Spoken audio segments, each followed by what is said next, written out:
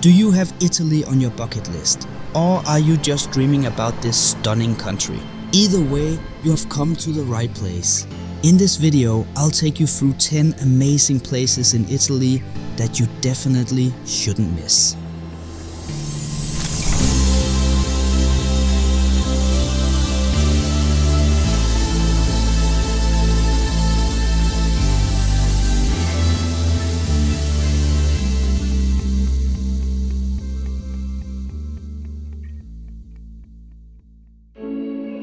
We start our trip in the very northern part of the country, in the Dolomites.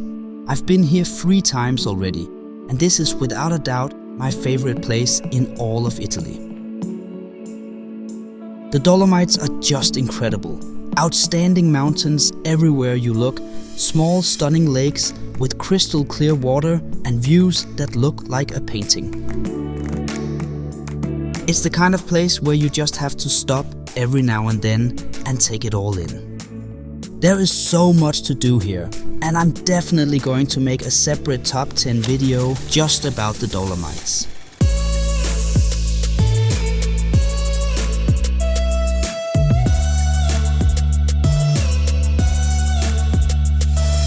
Some of my favorite spots here are Lago di Brais and Trevi di Lavaredo.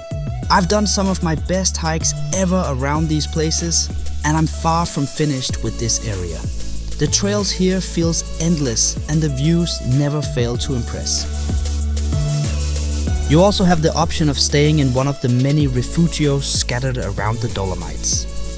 I've done this twice and it's just outstanding.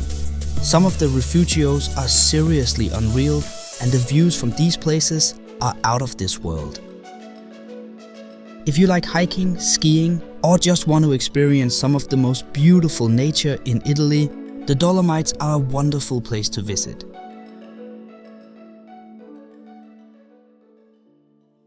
From the mountains, we head to one of the most famous lakes in Italy, Lake Como. Lake Como is simply outstanding and extremely beautiful. Surrounded by mountains with small villages all around the water, it's the kind of place where life feels a little slower and more relaxed. Some of my favorite towns are Bellagio, Varenna and Menaccio. You can take the ferry between them, walk around the narrow streets, grab a coffee by the water and just enjoy the stunning views.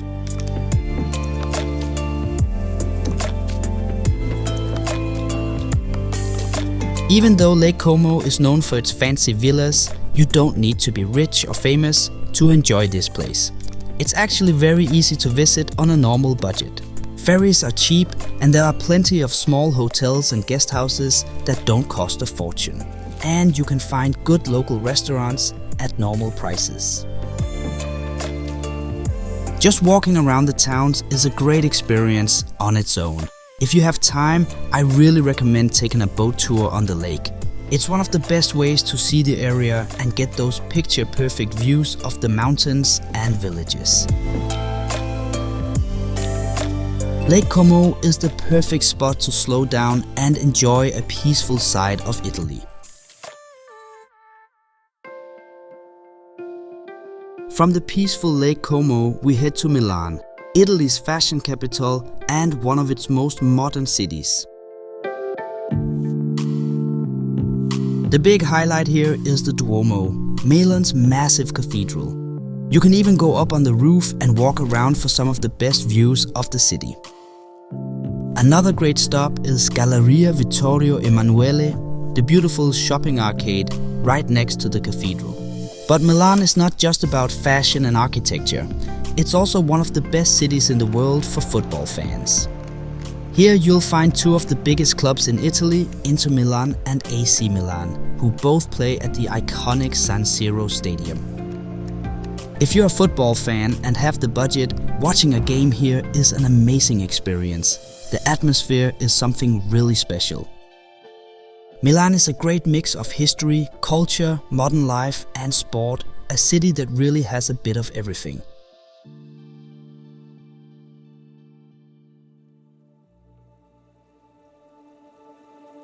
Next up is one of the most unique cities in the world, Venice. Venice is over 1,200 years old and was built on more than 100 small islands connected by canals and bridges. The crazy thing is that the city actually stands on millions of wooden poles driven into the mud under the lagoon, and many of them have been there since the Middle Ages. The reason Venice was built out here on the water was to stay safe from enemies on the mainland. It was basically the perfect natural defense. Walking around Venice feels like stepping back in time. You can visit St. Mark's Square, see the famous Rialto Bridge, and of course take a gondola ride if you want the classic Venice experience. And if you have time, take the short boat ride to Burano. This small island is famous for its colorful houses, and it's one of the most photogenic places in all of Italy.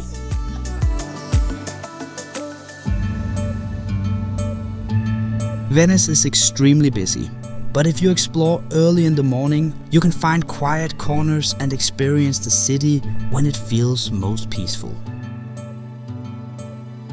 I visited Venice during the COVID times, and around 10 in the evening, when every restaurant was closed because of the pandemic, we were totally alone in the city. It was one of the most unique and unforgettable experiences I've ever had. Venice is one of my favorite cities in Italy, and even despite the crowds, it's absolutely worth visiting.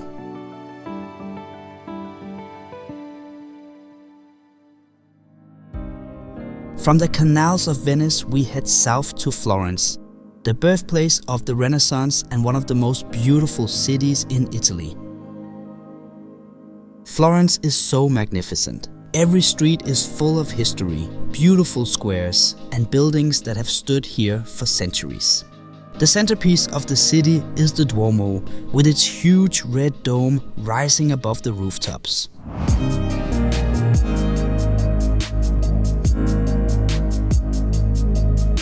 Climbing to the top takes some effort, but the view over the terracotta roofs and the surrounding hills is absolutely worth it. Other must-sees are Ponte Vecchio, the famous bridge lined with small shops and a great atmosphere.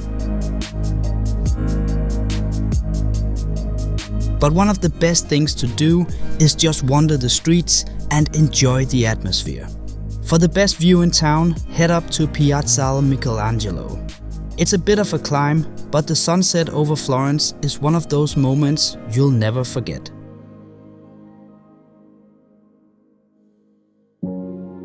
From the city of Florence, we head out into the countryside, to Tuscany.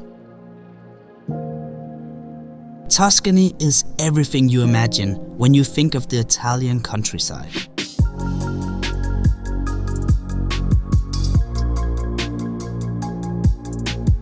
Rolling hills, endless vineyards, and small medieval towns sitting on top of the hills. Driving around this area is just beautiful. Every turn feels like another postcard view. Some of my favorite towns are San Gimignano, famous for its towers, and Montepulciano, known for its wine. Other incredible places in Tuscany are Siena, Civitella Marittima, and Pitigliano, each with its own unique charm. You can spend a day wine tasting, enjoy some local food, or just walk through the old streets and take in the atmosphere. For a classic Tuscan experience, stay a night or two at an agriturismo, a farm stay where you can eat homemade meals and wake up to views over the vineyards. Tuscany is the perfect place to slow down and enjoy the good life.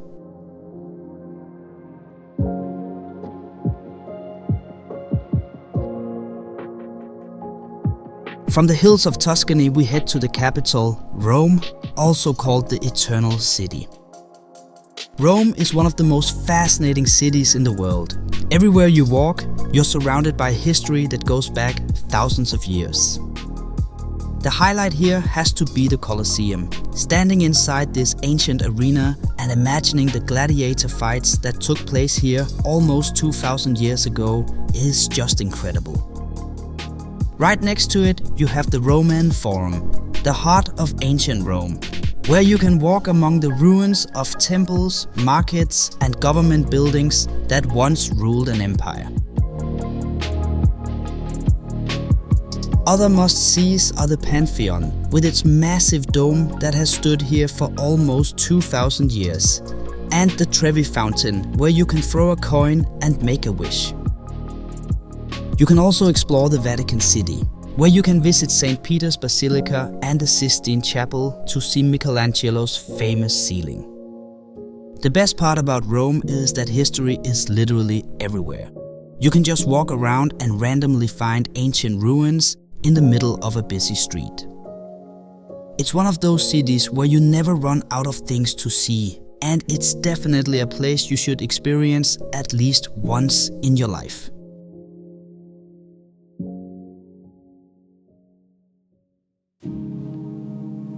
From the busy streets of Rome, we head far down south to Alberobello. Alberobello is one of the most unique towns in all of Italy, famous for its white stone houses with cone-shaped roofs called trulli. Walking through the narrow streets feels a bit like stepping into a fairy tale. The houses almost look like something out of a fantasy movie. Most of the trulli are hundreds of years old, and today many of them are used as shops, restaurants, and even small hotels. You can easily spend a few hours here, just walking around, taking pictures, and enjoying the cozy atmosphere. Alberobello is a small place, but it's incredibly charming, and it's unlike anywhere else in Italy. From the white trulli houses of Alberobello, we head to the coast to Tropea. Tropea is one of the most beautiful seaside towns in Italy.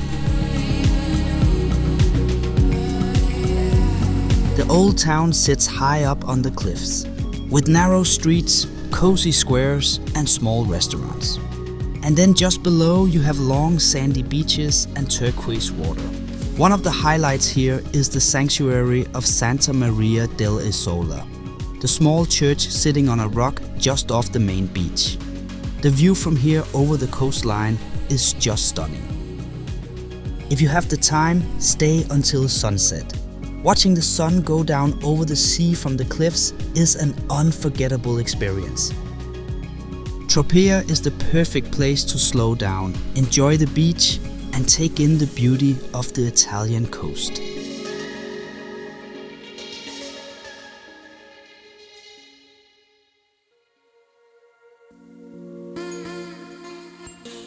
Our final stop takes us to Sicily, the largest island in the Mediterranean and a place full of history, great food, and beautiful beaches. I visited Sicily a couple of years ago with a group of friends. We rented a house and spent our days exploring small towns, swimming in the sea, and just enjoying the slower pace of life on the island. It was a really good trip, and Sicily quickly became one of my favorite places in Italy. One of the highlights in my opinion is Cefalù, a charming town right by the sea with a long beach and a beautiful old town.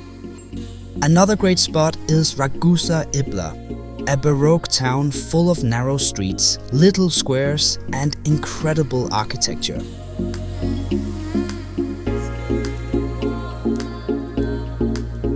And of course you have to visit Palermo, the lively capital of Sicily, full of colorful markets, delicious street food, and amazing churches. You can also visit the unique Gangi town, often called one of the most beautiful villages in Italy.